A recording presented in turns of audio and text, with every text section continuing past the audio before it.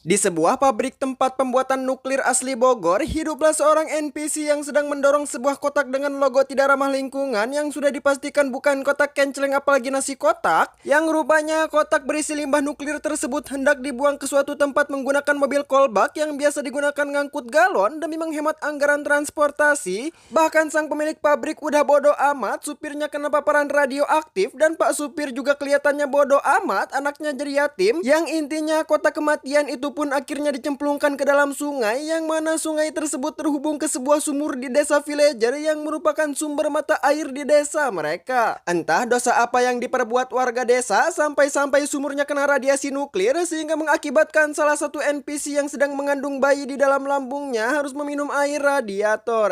Maksudnya air radiasi nuklir. Singkat cerita, bayi di dalam lambungnya pun mulai menendang-nendang organ dalam ibunya, pertanda calon beban keluarga akan segera lahir ke dunia, sehingga sang suami pun bergegas menyeret istrinya masuk ke dalam ruang persalinan. Rumah sakit mana yang gak ada kursi rodanya, kocak? Ibu hamil kena stres aja gak boleh lah ini diseret, anjing. Di sana rupanya terdapat dua ibu hamil lainnya yang entah pergi kemana suami mereka.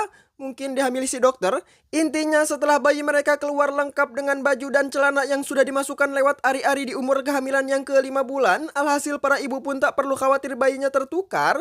Namun berbeda dengan bayi villager satu ini, yang mana bocah FF dalam rahimnya keluar bagaikan rudal balistik sampai membuat sang dokter terpental. Dan bukan hanya itu, perwujudannya pun membuat siapa saja yang melihatnya ingin melemparnya keluar jendela. Yang mana usut punya usut, selama dalam kandungan, bocah FF tersebut selalu diberi nutrisi radiasi nuklir sehingga menghasilkan bayi yang memiliki perawakan berbentuk evoker. Ini cuma dia doang yang minum air sumur atau mereka beda desa, anjing? Yang satu buah hati, yang satu buah kuldi.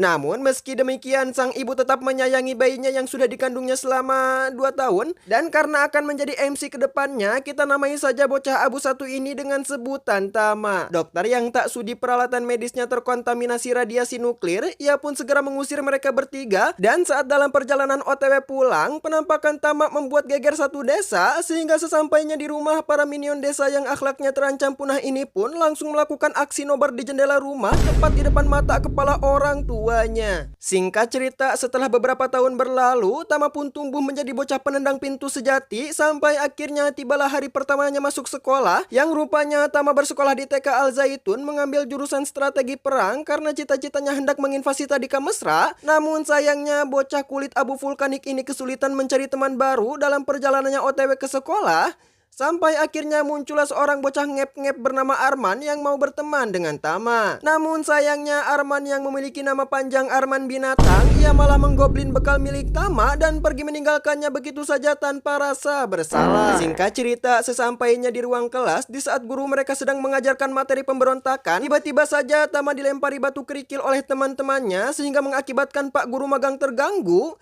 Dan teman-temannya pun kompak menyalahkan Tama sehingga dirinya harus kena rajam tongkat Pak Guru karena dianggap mengganggu jalannya pembelajaran. Sepulangnya dari sekolah, Tama bertemu dengan dua bocil kematian yang mengajaknya bermain bola. Kebetulan mereka kekurangan orang buat jadi pemain cadangan, yang akhirnya Tama pun hanya dijadikan wallpaper dan tak pernah diberi passing bola. Sehingga kejadian ini tentunya membuat Tama bad mood dan memutuskan balik ke rumah untuk melakukan protes kepada ibunya yang minum air sembarangan ketika hamil dan bukannya beli galon isi ulang, sehingga membuat bentukannya di muka bumi menjadi seperti ini. Namun belum ada 10 langkah dari sana, kedua bocil SDM Deep Web ini kemudian menendang bolanya ke arah Tama, yang rupanya mereka masih membutuhkan Tama sebagai wasit. Namun Tama yang sudah tidak bisa menahan diri pun kemudian langsung mendaratkan sebuah baku hantam, sehingga membuat keduanya pun seketika terdiam setelah diberi paham oleh Tama. Di malam harinya datanglah 2 ekor villager ke rumah Tama, yang mana rupanya mereka adalah orang tua dari anak yang baru saja diberi salam olahraga oleh Tama,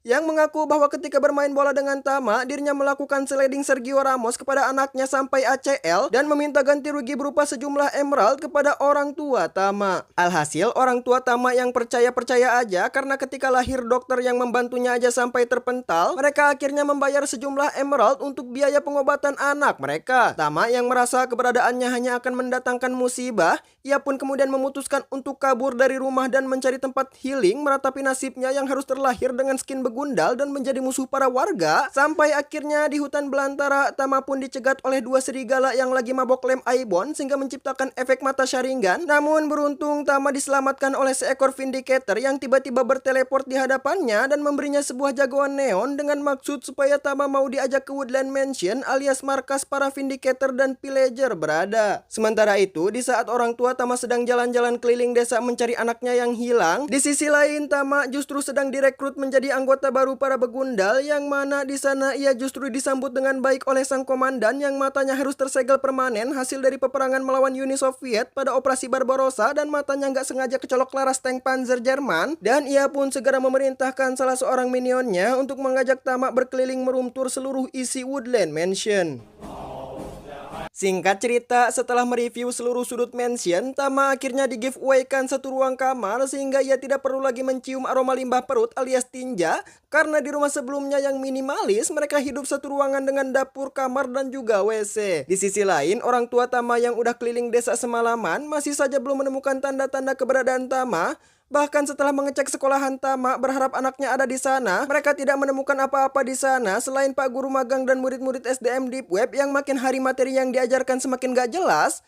Alhasil orang tuanya pun mulai khawatir jika anaknya bukan hilang, melainkan pergi ke Kamboja untuk mencari loker sebelum akhirnya menjadi Lego, yang mana mereka pun kini hanya bisa berdoa di hadapan foto Tama yang di screenshot langsung dari HP J2 Prime Animator agar anaknya pulang dengan selamat. Cerita pun dibawa flashback ke 20 tahun sebelumnya, yang mana kita bertemu lagi dengan babang sopir mobil kolbak yang ternyata dari dulu sudah menekuni pekerjaannya sebagai begundal, karena dulunya dia berperan sebagai agen perdagangan manusia yang menjual beragam spek anak, yang diantaranya adalah sesosok villager bernama Sultan dan saudara Vindicatornya yang bernama Dadan. Tak berselang lama, muncullah seorang NPC yang hendak membeli Sultan dan Dadan untuk kemudian dijadikannya sebagai investasi jangka panjang alias budak, sehingga kini dirinya tidak perlu menyewa karyawan atau capek-capek bekerja karena ia sudah memiliki dua orang budak yang bisa bekerja tanpa dibayar. Setelah menyelesaikan orderan satu box kapak dan celurit yang biasa digunakan untuk kebutuhan ekstrakurikuler di SMA Katak Bejir untuk mengembangkan minat dan bakat di bidang tawuran,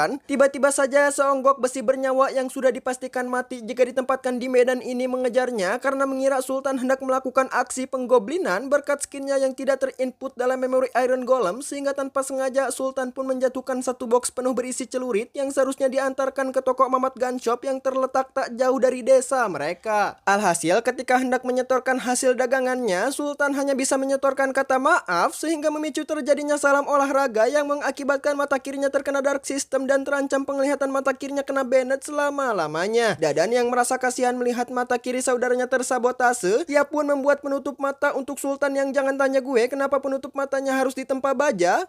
Mungkin biar anti peluru. Dan tak lupa demi menghindari percobaan pembunuhan dari Iron Golem Part 2, Sultan juga membuat topeng villager yang lagi-lagi dibuat dengan cara anti mainstream. Dan begitu Sultan melakukan test drive, rupanya topeng tersebut berhasil mencegah terhantamnya tangan besi Iron Golem ke kepalanya yang mampu mengirim Sultan langsung ke alam baka. Singkat cerita, di malam harinya di saat semua orang sedang lelap tertidur, tiba-tiba saja rumah majikannya dimasuki maling karena tadi pagi majikannya baru aja upload status dirinya sedang nabung membeli Bitcoin dengan nyicil 10.000 per hari, sehingga hal ini pun mengundang rasa iri dengki di antara tetangganya yang mana seluruh hartanya berhasil digoblin dalam satu malam. Keesokan paginya bos mereka pun terkejut begitu melihat chestnya yang hanya menyisakan oksigen, dan ia pun langsung menyalahkan Tama dan Dadan kenapa mereka nggak begadang menjaga rumahnya dari maling, padahal tujuan dia membeli mereka adalah untuk dijadikan babu sekaligus satpam seumur hidup. Buset, udah mah nggak digaji minta jadi asisten pula si anjing. Alhasil karena kelalaiannya mereka pun harus terkena kick dari sana.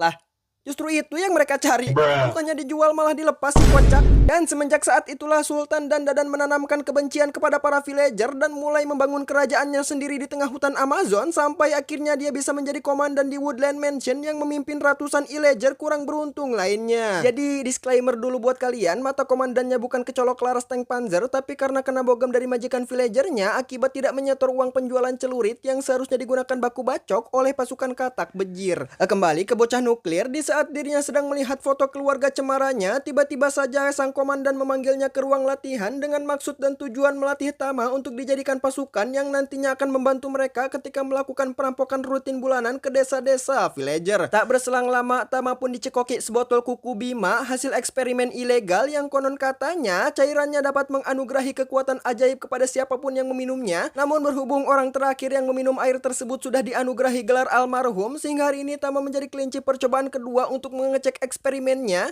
Dan setelah cairannya masuk ke pori-pori lambung, seketika saja segel di tangannya terbuka. Bahkan ia juga dianugerahi kemampuan dapat membangkitkan anomali jepit jemuran dari muka bumi, dilanjut dengan mengsummon minion terbang yang akan menyepam ulti kepada musuh hingga tewas.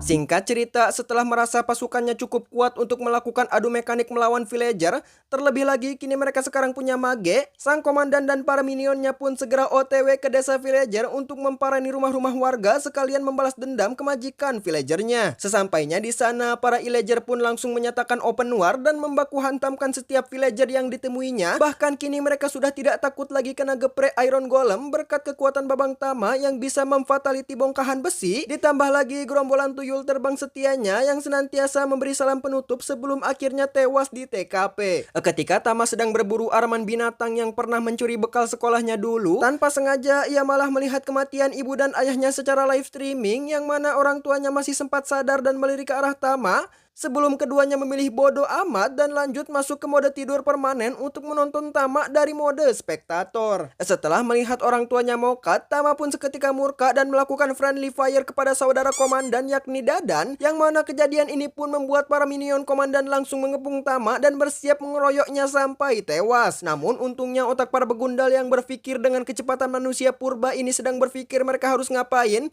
ditambah lagi di detik-detik terakhir sebelum respawn di alam goib, ia diselamatkan oleh 3 minion terbangnya sehingga Tama dapat menyelamatkan diri dari keroyok massal para illager. Singkat cerita, setelah membantai habis desa villager, para illager pun mengadakan syukuran dengan mukbang hasil jarahan mereka dan bermabuk ria. Namun sang komandan rupanya lagi puasa Senin Kamis sehingga ia pun memutuskan untuk pergi ke laboratorium dan memerintahkan kepada ilmuwan kepercayaannya untuk mengedo Tensei Dadan apapun bentuk rupanya ketika hidup nanti.